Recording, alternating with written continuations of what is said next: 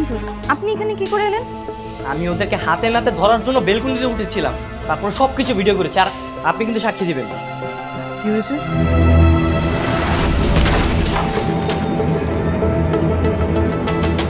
এটা তুই কি করলি? কত না, এটা ছাড়া আর কোনো উপায় ছিল? কি করছিস সেগুলো? হ্যাঁ, আমার সব প্ল্যান ভেস্তে দিচ্ছিলি, এক্ষুনি তো তারপরে যেতাম। তুই মেয়ের হাত ধরতে গেছিস না? আরে আমি তো আর হাত ধরিনি, লাম্বা আমার হাত ধরেছিল। আচ্ছা ফোনটা দে, তুই ওর একটা ব্যবস্থা কর।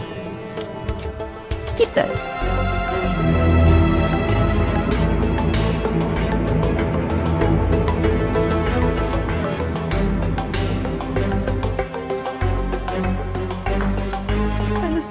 শান্ত স্যার কোথায় গেল?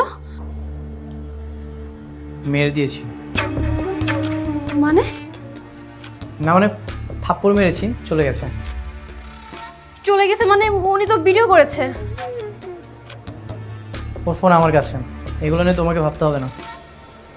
স্যার, আপনি আমার সাথে এইভাবে কথা বলছেন কেন? আপনি কি রাগ করেছেন? তো কি করবো বলো? তুমি আমার হাতে হাত রেখেছো, সেটা তোমার শান্ত স্যার ভিডিও করেছে। এই ভিডিওটা যদি তোমার বাবা মাকে দেখাতো, আমার মান সম্মান কিছু থাকতো?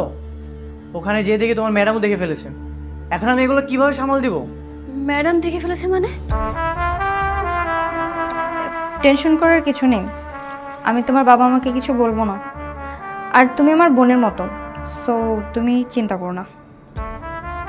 ফ্রেন্ডস? হ্যাঁ শিওর। স্যার কিন্তু হ্যান্ডসাম আছে, তোমার সাথে ভালো মানায়। Carry on.